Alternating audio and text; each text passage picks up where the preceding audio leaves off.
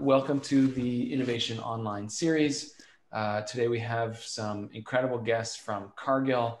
We're going to focus on scaling regenerative supply. We have Gurneesh Bhandal and Ryan Sirolli. I don't know if I got the names right. Hopefully I did. Thank you both for being here and bringing your perspective. I'll also just say that the sort of overview of what we're going to do here is we'll have an initial 30-35 minute thought leader conversation with our guests. We'll do some quick interactive kind of community breakouts where you get to see and meet other folks who are here, connect with them, ask some questions, and then we'll come back together at the end for an overall Q&A. There is also a chat function that is enabled. So on your Zoom, you should have the ability to chat questions in. We don't always see them sort of right in the initial part of the conversation, but I'll try to keep my eye out and incorporate good questions as they come in. Otherwise, we'll have a kind of bank of them to do when we get to Q&A at the end. So feel free as we're going to drop questions in the chat. One last thing before we get started. This actually is very interesting. This is the first set of speakers that we confirmed for this overall series we've been doing on supply and regenerative supply, and is the last actual talk that we're doing. And after this, we're heading into a new mini series that's going to be focused on eco-labeling and carbon declarations. A huge part of the industry is moving in this direction, with Unilever making announcements recently about carbon labeling they're going to do, as well as a number of larger retailers starting looking towards carbon labeling, carbon declarations throughout the whole store, and the whole movement in Europe for broad-based eco-labeling. So we're going to dig into that. We're going to look at certifications. We're going to talk to a number of folks throughout that industry. So that's coming up starting in November. And if you have speakers you'd love to see or think are great to talk on that topic, please let us know. Okay, let's get started. Welcome, Gurneesh and Ryan. Maybe if each of you could just give us a little bit of, not so much, an introduction to yourself, but more like, what are you up to and why?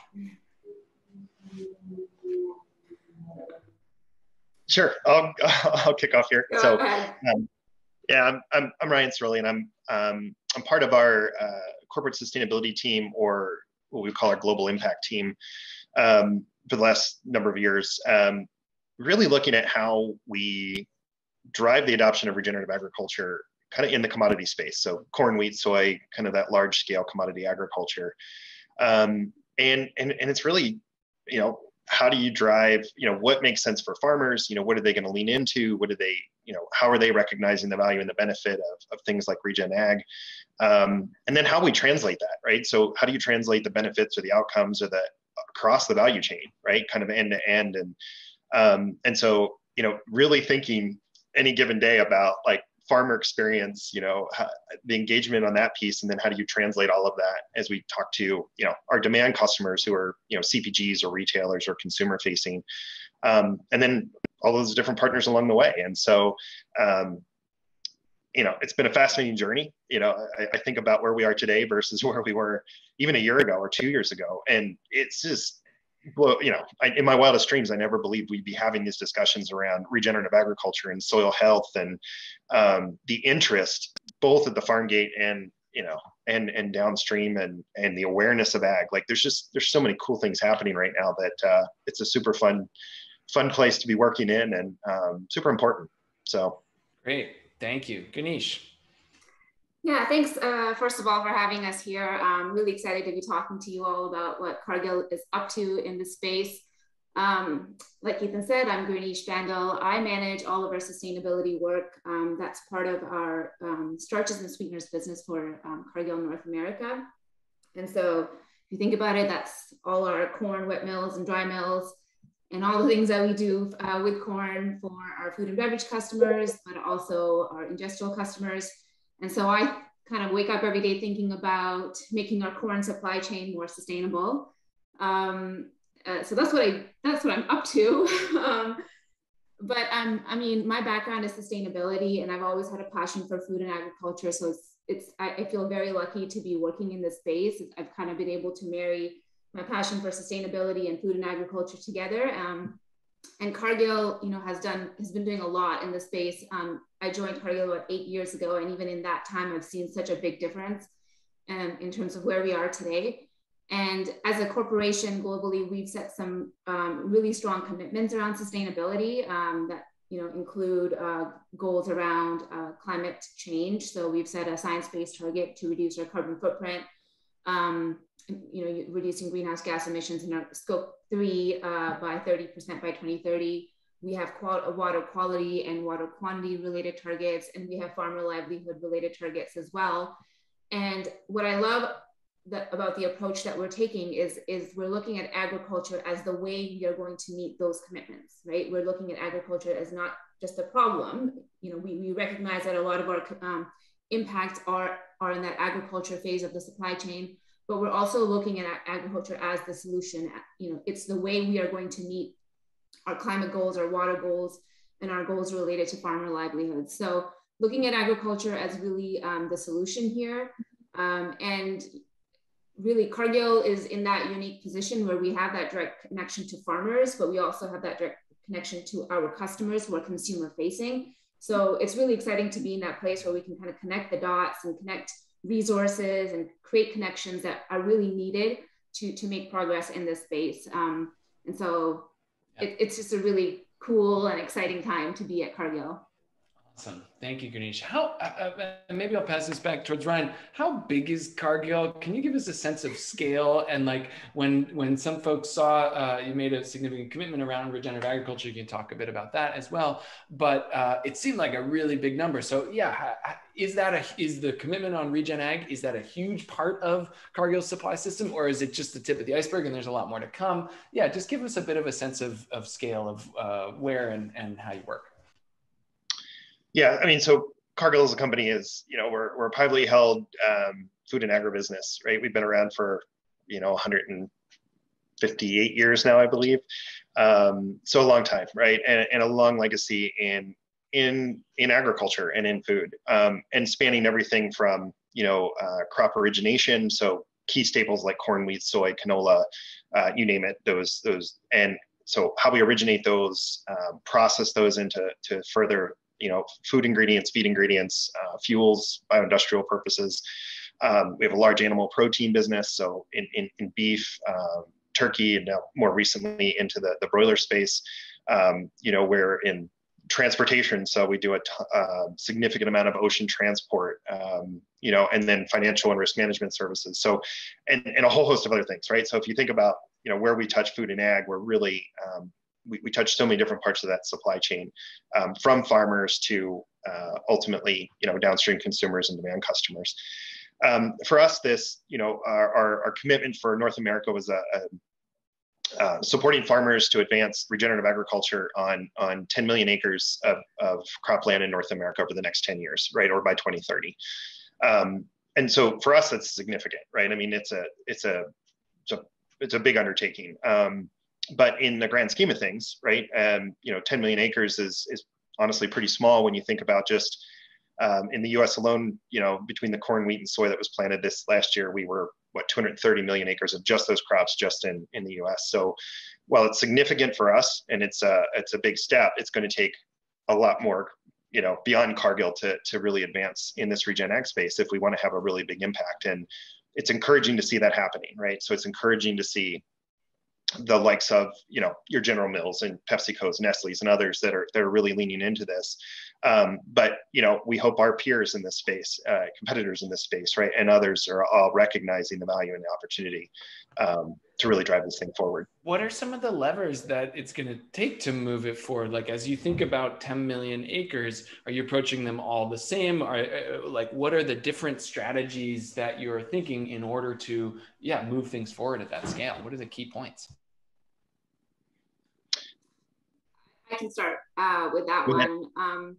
So when I think about our sort of levers or ways we're going to go about achieving this, I kind of have, I call them philosophies, that we're going to be following. And the first one is that we're really going to be taking a portfolio approach here. There's going to be a portfolio of programs that we utilize to get to those 10 million acres and beyond. We will recognize right away that this is not going to be one solution that fits all.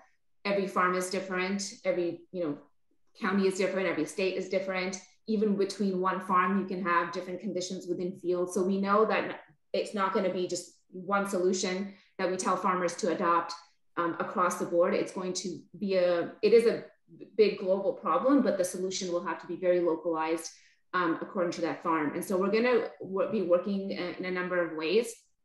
And that is going to include things that we have been doing where we kind of implement practice-based programs where we will help farmers with the upfront cost of adopting new practices. So there's that cost share element, so a financial support. But on top of that, financial support is just one piece of it. I think even more important for farmers is getting technical support, agronomy support, and just that knowledge. And that's why we try to link farmers with the experts, the local experts who know, in that particular region, what's going to work well, which variety of cover crops, for example, when do you seed it, when do you terminate it? All of that is not something that I know, as a Cargill sustainability person. It's really those local experts. And so that technical assistance is equally important, or if not more than the financial incentives that we have been providing through some of the cost share programs. In addition to that, we are very much looking at market-based solutions. So we just launched our Regeneration Connect program, through which we are going to be paying farmers for carbon outcomes after adoption of regenerative agriculture practices, and we're supporting other sort of farm-based or market-based solutions as well. So it's really going to be a variety of solutions to meet farmers where they're at, because not every farmer is going to be at the same place in their journey on regenerative agriculture. So that's sort of the very first bucket or philosophy that I think we need to follow, and Cargill is following. The second one is outcomes-based, being outcomes-based. Everything that we do in this space really needs to drive action and outcomes. So when I say outcomes, I'm talking about carbon reduction or carbon sequestration, water-related outcomes, and then equally important, the economic piece. It does have to make financial sense or economic sense for the farmer as well, which brings me to my third philosophy, and we've kind of touched on already, is that it needs to be farmer-centric. Everything that we do really needs to be about meeting the farmer where they are and doing things that work for the farmer at that local level. Awesome. Can you or Ryan tell us a little bit more about Regen Connect and the outcomes exactly that you're going to be tracking, and how is payment based on the amount of outcomes or just that some happened? And is it sort of like a premium on top of what you already agreed to? Is it in a longer term contract? Yeah, just some of the details, because that sounds exciting. Do you want to start, Ryan? Yeah, we've supported a number of programs thus far, right, as Gurneesh alluded to. And I think we've been on a journey in terms of thinking about how best to engage with farmers. And so started first with things like cost shares, working with partners, thinking about the technical elements, agronomic assistance. And as we progress, right, and this growing interest in outcomes, right, so you're seeing the rise in things of, carbon-based markets. We are really interested in kind of ecosystem service markets. So even thinking beyond carbon, today we're heavily weighted on the carbon front, but I think we want to think even beyond that, right? Things like potentially water quality in the future, even things like biodiversity could be there. But where we started from with Regen Connect was really taking our first big step forward, really rewarding farmers or incentivizing farmers for those outcomes. And so kind of leaving it up to them to decide, they may choose to look at adjusting tillage practices, right, or eliminating tillage and going to no-till.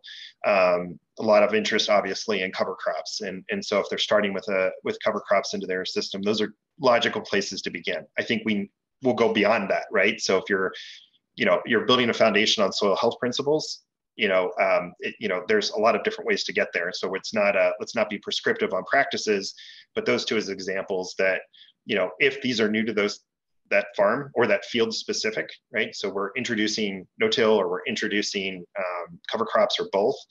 Then we're able to look at how do you generate those outcomes, right? Generate those carbon sequestration or carbon reductions. and then reward farmers for that.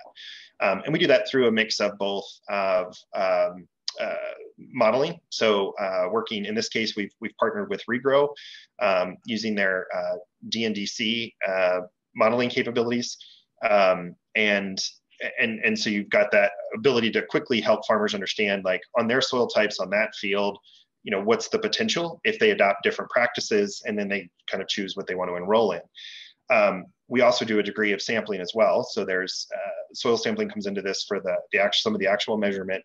But in the end, it's about generating a payment to reward or incentivize that farmer for those practice change or those outcomes that they generate going forward. And is it?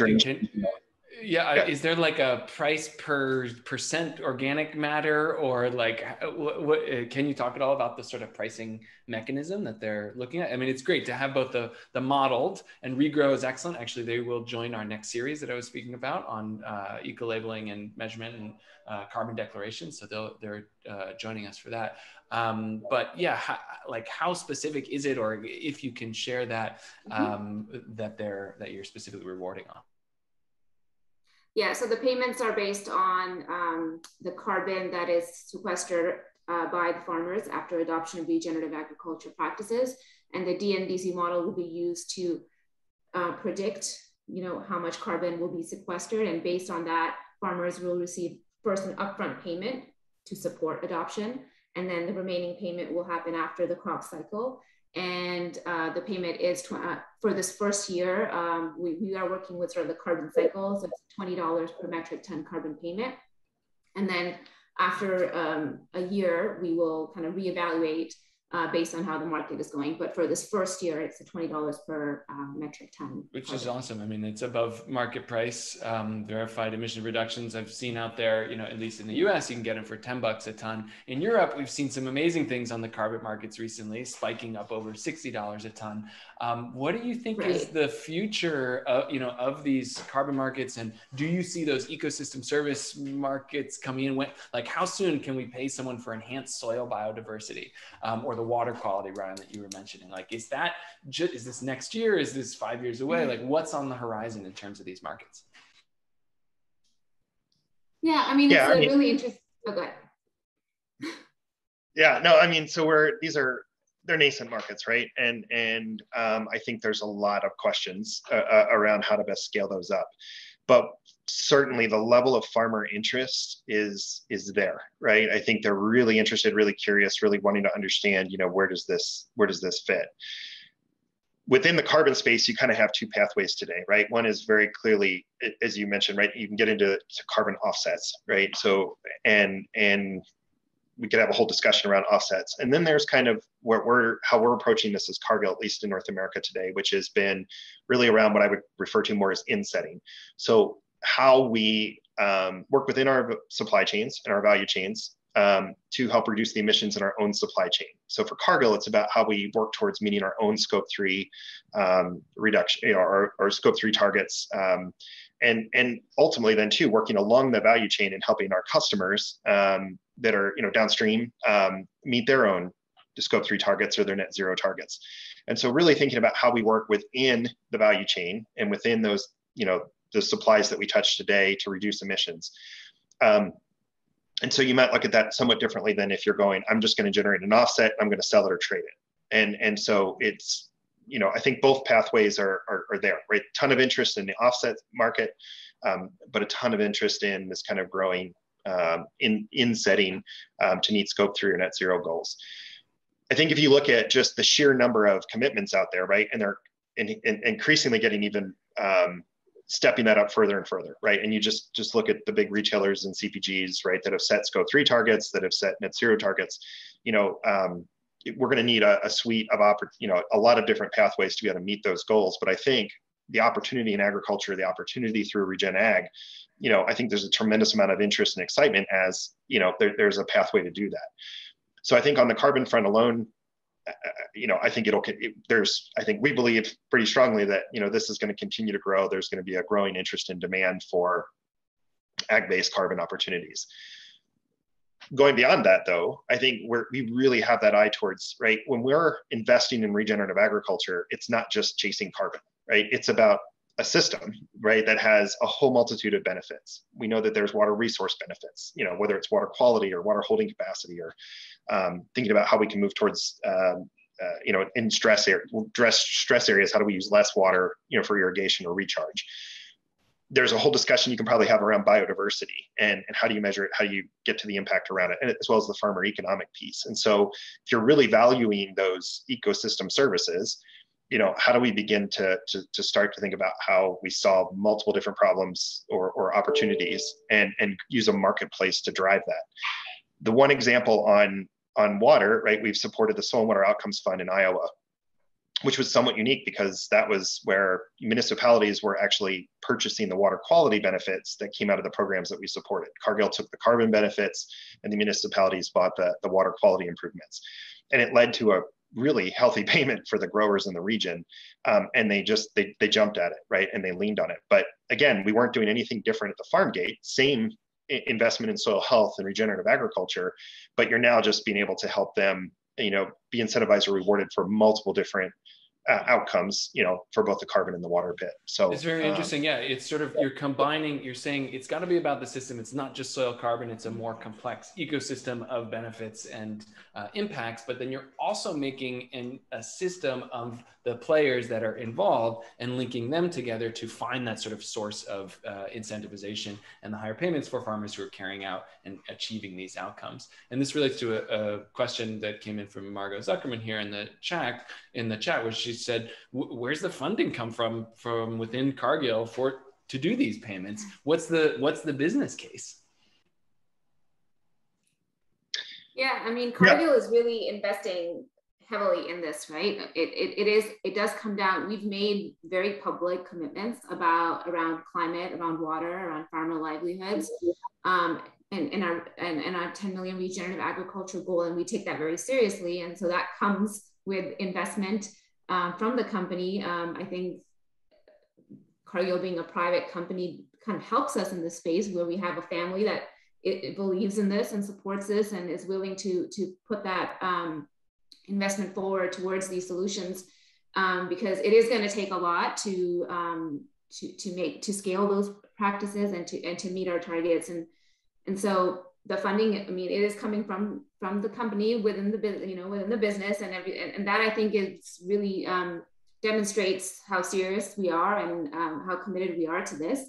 Of course, we know that it's not going to be just us, and we will need partnerships and others to come along with us. And so we're finding ways, for example, for farmers to access public or government funding as well with our programs. We're looking for partners, especially our customer base, to come in and join their journey as well, because it is going to take a lot more than just Cargill. But to answer that question, that upfront investment is something that Cargill is making.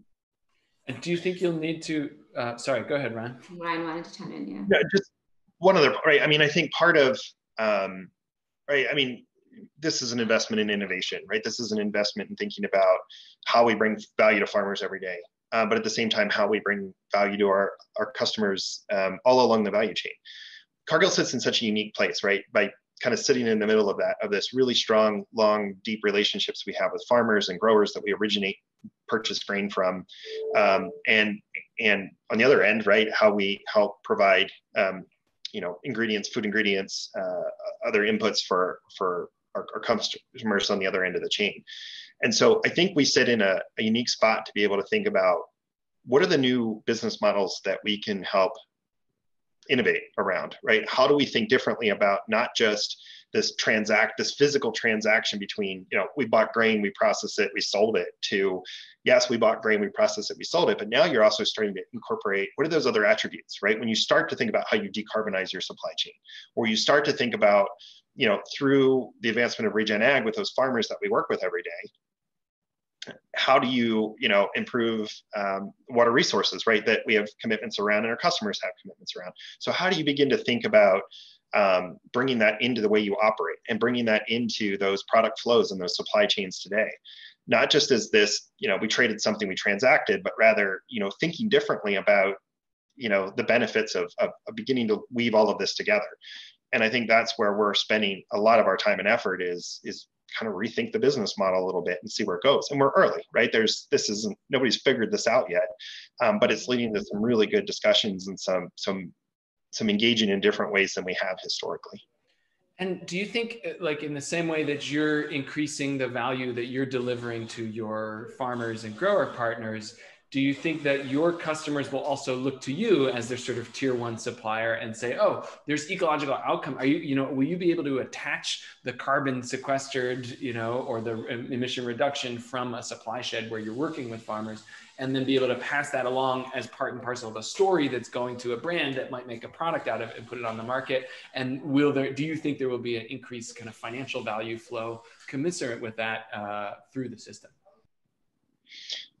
So I think it raises the question of, of value, right? And I think, and certainly it's, I think we see that, right, there's a need, right? There's a need for saying, how do we do this, right? We're all moving more towards, we're not just, check the box transparency about, okay, this is great, tell us what you're doing as a farmer, extract knowledge and data, but rather going, okay, by working together to maybe de-risk the investment at the farm gate, taking the farmer to a place where hopefully they see value in just a regenerative system being more resilient, more economically resilient, more profitable in the long run. But they're also generating value that should be able to be realized all along the value chain, whether it's us meeting our own goals or our customers. I think there's a lot of forms that can take. And I think right now, the exciting part is thinking about all of the different ways you can get there. Obviously, when you layer in things like, this constantly changing look at accounting and what will meet a science-based target, what will meet net zero commitments, what's good enough, we're navigating that. But I think the important part is to start, right? Get into it. Start thinking differently about where the value is and how we can work and partner and operate differently all along the value chain. And if you can create that level of transparency, or you can create that level of connectivity between what's happening at the farm gate and what's happening downstream, you can do some really cool stuff. But we just have to think different. Like, we have to be willing to go, all right, this is new territory, right? This is a new way of actually thinking about the value that we're creating, the value that we're delivering. And how do we get there? And I think we're at that point, right? We're on that frontier of going, how do we do this? And it's exciting to see the receptivity to figure it out, right? And work on it and try stuff.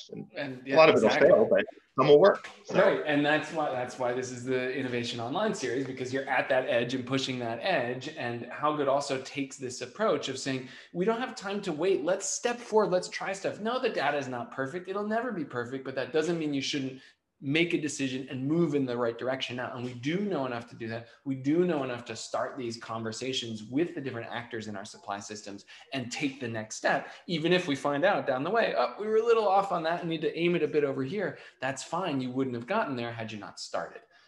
So I think that makes a lot of sense. Another thing that we think a lot about at How Good with our sustainability database and our larger CPG and supplier partners is really finding where the impact is. Like, where's the heart of the impact within a grocery store? Where is it? Or within a particular product, where is it? And so I'm curious, as you look at your portfolio, and I know, you said focus mainly on annual and tillage row crops, though I think there may be some things outside of that in the broader Cargill portfolio as well. How do you think about what crops in your larger supply system do you think have the greatest impact? And what's some of your approach to transforming the impacts for those crops? So our programs today are focused mainly for North America. It's soybean, corn, wheat, and canola. Those would be the main row crops that we are focused on. But again, it comes down to, it's not going to be every crop is different, every field is different, every farm is different. And so we're not going, corn farmers have to do X and soy farmers have to do Y. It's that overall umbrella sort of regenerative agriculture principles and practices that we would like farmers to scale and adopt. And it really comes down to what makes sense for that unique farmer given their conditions at that local level. But those would be the four main crops that we are kind of focused on today within our North America row crops sustainability strategy. And which one of them, I don't know, has the highest impact? You could say in terms of acreage or in terms of, the carbon footprint doesn't look great, and this is the one we really want to work on. Like, do you have a kind of preference or priority that you see from your perspective from the sustainability side? I would say, it's not so much we're looking at, we're going to focus on corn and how we're going to just look at the impact of corn, or we're just looking at soy. For us, when you look at the sheer volume of what we touch in corn, wheat, soy, canola, other crops, right? At the end of the day, just by sheer volume and acreage, we reach a huge area. And so we've really been tackling this from we have a corn program or we have a soy program, but it's about how do you advance regenerative ag and soil health in that system, right? Because in large part, the farmers we source from are, maybe growing, they're probably going to be growing corn and soy if they're in the Midwest. They might have wheat in that rotation. The further west you go, the more wheat there's going to be, or canola. And so it's really more about what happens, in that rotation and on that field, and how are you really addressing the system and the rotation, not so much just we're laser focused on corn. Now within that, obviously there's opportunities, right? So if you're working with a crop that uses a lot of nitrogen, like wheat or like corn, obviously, then there's specific things you can get into when you're looking at fertilizer management or things like that are going to have a greater impact than on, in something like soy that doesn't have that same amount of like nitrogen fertilizer or any for that matter. And so, yes, there's nuances within crops. Some of the crops have, different impacts, but at the end of the day, we're more interested in how do you drive change at the field level, at the farm level, in the rotation, than it is about, this crop versus that crop. It's about what's happening at the field grade. Excellent. Gurneesh, I wonder if you could speak at all to the sort of life cycle assessment and impact metric sort of tracking when you're looking at the larger system and also looking kind of forward towards what you're putting out to your customers. What's Cargill's approach been to using life cycle assessment as a methodology for understanding impact? What else are you looking at? Are you going more into that? Is it broadening? And how do you think about that for I don't know. I mean, you said 4 crops, but there's probably thousands, if not tens of thousands of ingredients that you're producing from them that you're selling into the market. So yeah, I'd love to hear a bit about how you're thinking about those sort of metrics and assessment of impact. Yeah, so at a high level for the work that we're doing in regenerative agriculture, we do have a number of metrics that we're tracking across all of our programs. And that includes things like obviously number of acres enrolled in the programs to help us keep track of progress towards a 10 million acre target. And that really is a roadmap, to help guide us towards that progress. So we're tracking things like number of acres enrolled, number of farmers enrolled and trained. And then obviously we are tracking things like the impact from a greenhouse gas perspective. So for every program, we're tracking greenhouse gas emissions reduced, as well as carbon sequestered using tools like the NDC or others as well. We have water indicators that we're looking at as well for every program. And that includes water quality and water quantity. And all of those ultimately are about tracking progress towards our climate, water, and farmer livelihood targets that we've made publicly. Now, LCAs, typically we have relied on industry level LCAs. Many of our industry associations will conduct LCAs for various crops that we work with. And we relied on that as sort of average information that has been really informative in guiding some of the data that is needed in the absence of very specific supply chain or plant specific data. And so that's been really useful, but we are seeing an increase in demand and interest for higher level of data, specific LCAs for specific products and specific plants and specific geographies. And that is continuing to grow. So I do think that is going to increase. Especially as companies increasingly are wanting to get a better picture of their carbon footprint and don't want to use average figures and want to really get a clear snapshot of what their specific supply chain for their specific product looks like. And so I think LCAs are going to be increasingly important and relevant. We have examples of where we've done specific LCAs. So for example, in our high intensity sweeteners category for our EverSweet product, we conducted a specific LCA for that product, and we make that available to our customers who are interested in it. And so for now, I think we are really looking at doing LCAs for every single product that we do is probably not realistic. So we kind of have to evaluate the business case for it, depending on what the product is and which customers are demanding for it. But overall, I think, LCAs essentially are about valid, credible data. And that need is only going to grow as we kind of strengthen our programs around our climate goals and the work that we're doing around it. Excellent. Yeah. And just earlier today, I spoke at a conference, online conference that was a supply chain transparency and traceability conference, where they echoed very much that what you just said, that the desire and demand for this information is only increasing, and that more and more sophisticated systems are going to be necessary you can't do an LCA across 10,000 products. That's going to be, it's going to take you 20 years and a lot of money. So it's like, what can we do to speed all that up? And make the information more visible so that better decisions can be made. Okay, what we're going to do now is we're going to hop into some breakout rooms for just a quick connect. And I want you to think of questions. You could talk about what was most exciting that I've heard so far from Ryan and Gurneesh. And then also, what questions do I have? What do I want to know about Cargill or their approach on regenerative agriculture? And we'll be back here in 5 minutes or less to do some Q&A with the speakers. So see you in a few. All right, welcome back, everyone. I think we should have everyone here. Yep, great, good to see you all. Thanks for coming back. Please put your questions in the chat. If you have things that you want to know or hear from Ryan or Gurneesh, you can jot them in there. I've got one kind of question to kick us off, but if anybody else has them, yeah, please drop them in into the chat there. And we can do it. You can also raise your hand if you want to do it that way. But so one of the things that we've heard from a number of producers that we've worked with is that contract length, buying contract length is sometimes a barrier to them making a transition towards regenerative.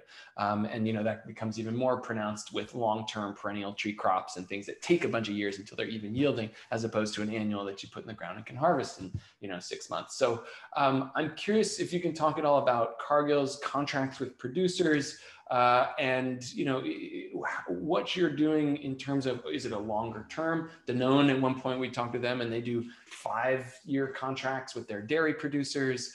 What are you thinking about in this realm? And do you see that as kind of part of the key to supporting the shift towards regeneration? I can jump with that one. I think it depends, right? So I think the important part is when you step back and you say, we know that when you invest in these regenerative systems, that really great evidence, right? That there's a strong economic case for farmers when you go out 4, 5, 6, 10 years forward. We just did a 2-year study with the Soil Health Institute looking at the economics of soil health management systems with 100 farmers in 9 states in the Corn Belt, right? So looking at corn, soy kind of systems.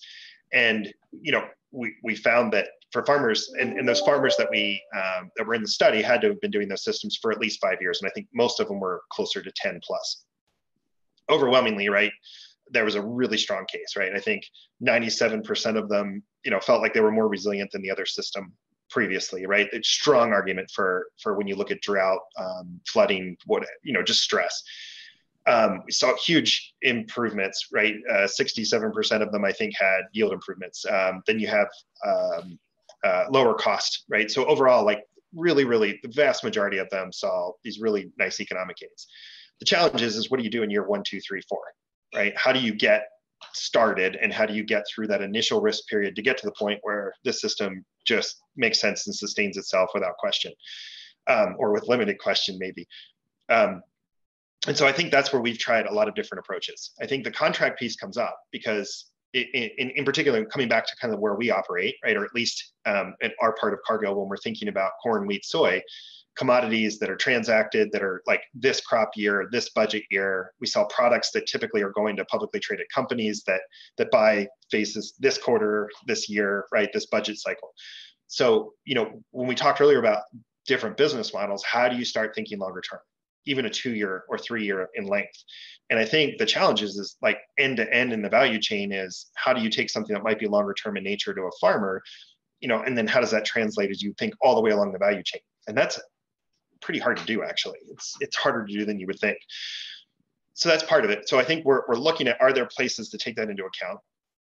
The flip side though is I hear you, right? Where farmers are like, oh, we need longer term. But then when you go to them with a longer term contract, a lot of times they're like, whoa, whoa, whoa, I don't want to commit that much. I'd rather just focus on this year. And I think the distinction is when you're in commodity crops, the mentality and the thinking tends to be on a year-over-year basis, this crop cycle, this year, this marketing period, versus when you get into more of the specialty or get into organic, get into different things that where you're more accustomed to having a longer term contract because of the nature of that. And I think we're seeing that manifest in different ways. So not a great answer. All we know is yes, the time horizon matters, right? So if we want to invest in systems that really have that payback long term, and we know they do, how do we overcome the short term nature of it? What do farmers really want? What are different ways of engaging and what will they lean into? And will they sign up for longer term contracts? I mean, I think it's all on the table. It's just trying to figure out what works where and under what conditions, whether you're taking a market-based approach or a product-based approach. It's not simple, I guess, is my very long-winded answer. So. That's great. No, it's really good to see some of the dynamics. There's a great question here from Ariel, actually, a couple. Yeah, are the models that you're working with from Regrow, is this looking at short-term versus longer-term carbon sequestration? And there's an aspect of that, whether it's upper layer soil sequestration versus deeper subsoil. And then there's this isn't a related question, but it does tag onto what Ryan was just speaking about, which is, how could Cargill's customers, the General Mills, the Kellogg's, the larger, like you said, publicly traded CPGs, how could they partner and support? Like, what would be your ideal scenario in terms of working together to move this forward? Do you want to start, Gurneesh, or do you want me to dive on this one too? Well, I can tackle the second question. I'm going to let you tackle the first one about carbon sequestration.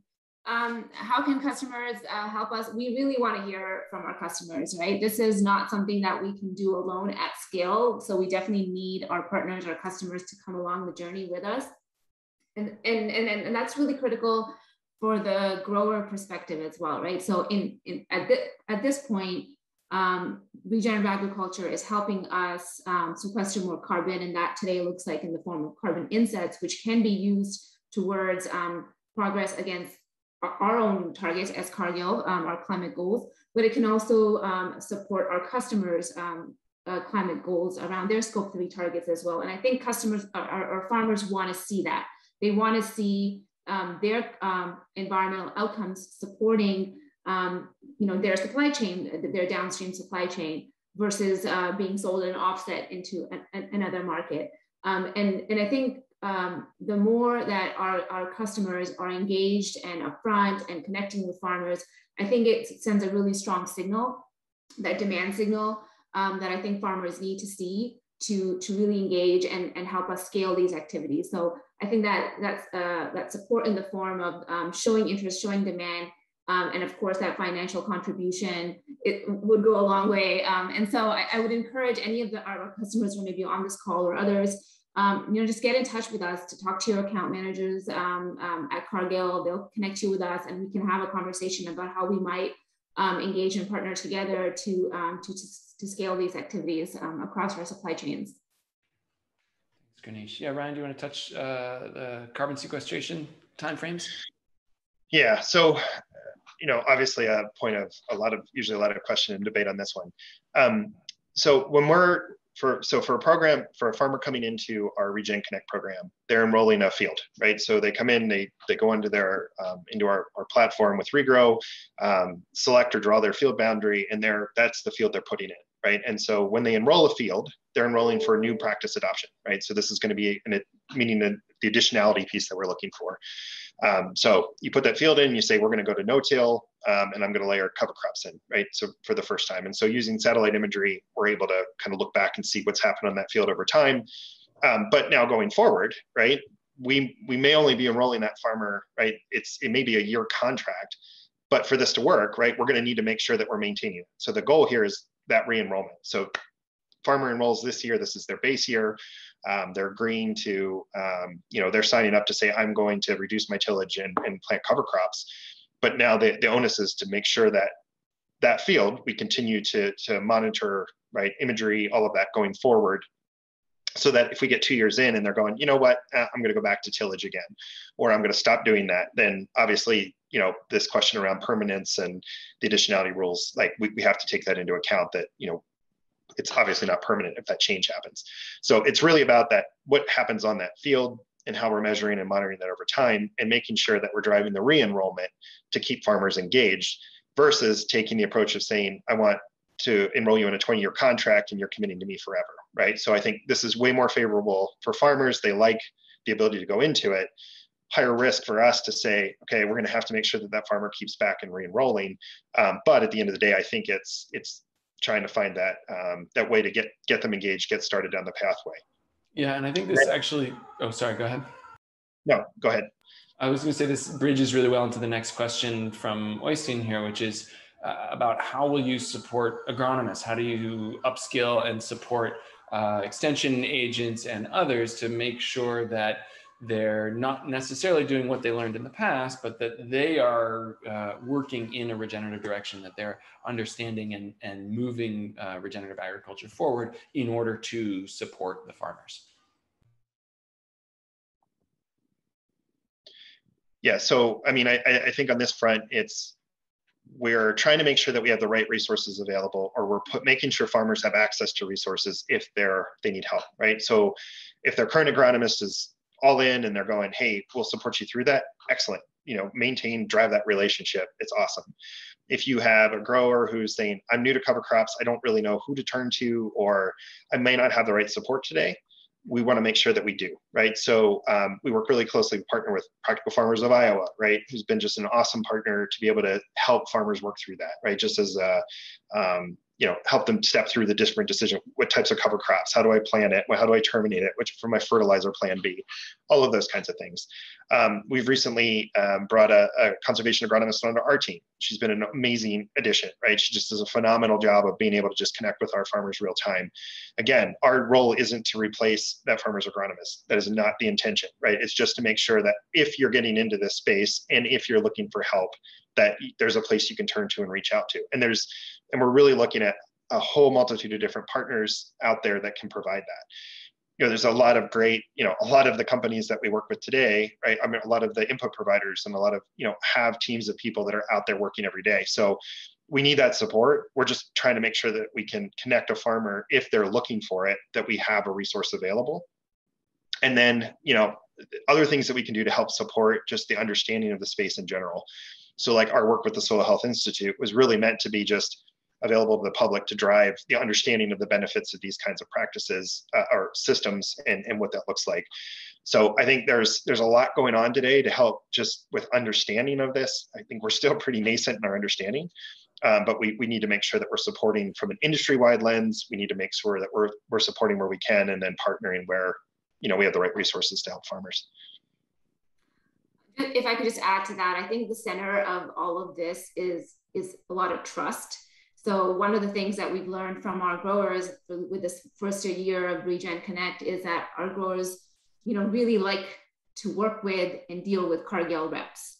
We have that relationship with them. Our grain merchants who are buying corn from or soy from these farmers have that personal relationship. And so when our grain merchants reach out to growers and connect them with a third-party agronomist like a PFI, like Practical Farmers of Iowa, or they connect them with a Cargill agronomist, we are more likely to be successful because there is that element of trust and that relationship exists already. So that is going to, moving forward, be even more critical and continue to be a critical part of the way we work with our growers and work with agronomists and other experts, because I don't think we'll be successful if we just say, hey, Farmer X, go work with this organization because they're good. There has to be that element of trust, and that relationship that we have with them is going to be a critical part of the success with these programs. Awesome. I have a kind of final question looking forward, and this apologies, it's coming from my perennial agriculture background. I'm a chestnut farmer and an apple farmer, though I do grow corn. But I'm curious, a lot of times we talk about regenerative agriculture, we think of these multi-story agroforestry systems in the tropics, and there's animals integrated, and there's this huge level of biodiversity. That doesn't necessarily play out so well in the Corn Belt. And I can't imagine necessarily Cargill Cargill having a tree planting program as part of Regen Connect, but I don't know, maybe it would. So I'm just curious if there's sort of a bridge from where we are now and what you're currently working on with this mainly currently monoculture row crop tillage approach. And is there a pathway that leads to some of that even more biodiverse, creative carbon sequestering landscape of the future? Yeah. So, but I think you got to keep in, for us, it's where you're starting from. Where's the point you're starting from? And